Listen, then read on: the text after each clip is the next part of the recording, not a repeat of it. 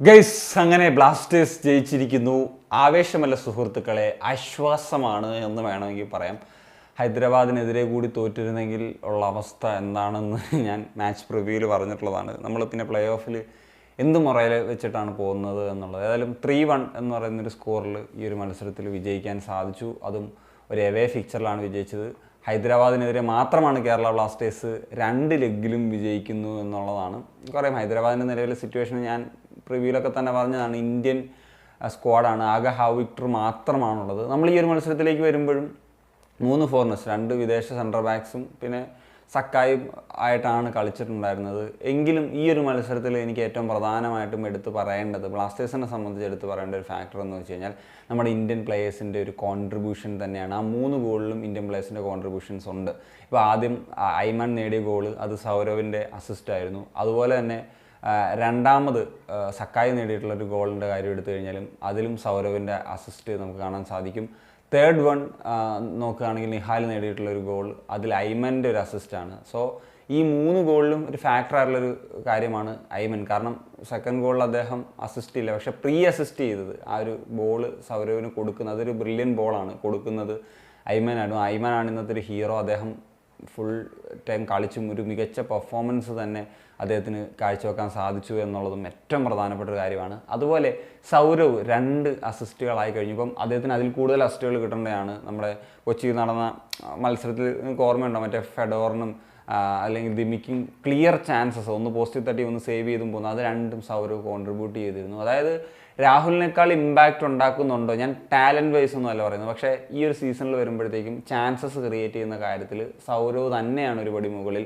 ഞാനിങ്ങനെ ആലോചിച്ച് പോവുകയായിരുന്നു. അപ്പം നമ്മൾക്ക് രാഹുലിന് ഒരുപാട് ഓപ്പർച്യൂണിറ്റീസ് കോച്ച് കൊടുത്തു. ആ ഒരു സാഹചര്യത്തിൽ സൗരവായിരുന്നെങ്കിൽ നമുക്ക് ദിമിയെപ്പോലെ സ്ട്രൈക്കറുണ്ട്, ഒരു ഹാഫ് ചാൻസ് പോലും മുതലാക്കാൻ കഴിയുന്നു. അപ്പം അതിനേക്കാൾ കൂടുതൽ ഗോൾ വന്നതിനെ, പല മത്സരങ്ങളുടെ ബലങ്ങൾ തന്നെ നമുക്ക് മാറുന്ന തരത്തിലേക്ക് വന്നേനെ. ഈ സീസണിൽ രാഹുലിനെ പലരും പറയാറുണ്ട് ഇപ്പം ഡിഫൻസിലപ്പോൾ യെസ്, അദ്ദേഹം ആ ഡിഫൻസീവിലുള്ള പെർഫോമൻസ് ഗുഡാണ്. പക്ഷേ നമുക്ക് ഒരു വിങ്ങർ എന്ന്, അങ്ങനെയാണെങ്കിൽ നമുക്ക് വിങ് ബാക്സ് ഉണ്ടല്ലോ. സോ വിങ്ങർ എന്ന നിലയിൽ നമുക്ക് അറ്റാക്കിംഗ് കോൺട്രിബ്യൂഷൻസും വേണം. സോ അതുകൊണ്ട് തന്നെ ഇന്ത്യൻ അറ്റാക്കേഴ്സിൻ്റെ ഒരു പെർഫോമൻസ് കൊണ്ടും കൺവിൻസിങ് ആയിട്ടുള്ളൊരു മത്സരം തന്നെയായിരുന്നു ഇത് എന്നുള്ളത് പറയാം. പിന്നെ സ്റ്റാറ്റ് വൈസ് ഒക്കെ നോക്കിയാൽ എനിക്കൊന്ന് ഷോർട്ട്സ് ഓൺ ടാർഗറ്റ്സും ഒക്കെ ഹൈദരാബാദിനായിരുന്നു ഒരു മുന്നേറ്റം ഉണ്ടായിരുന്നത്.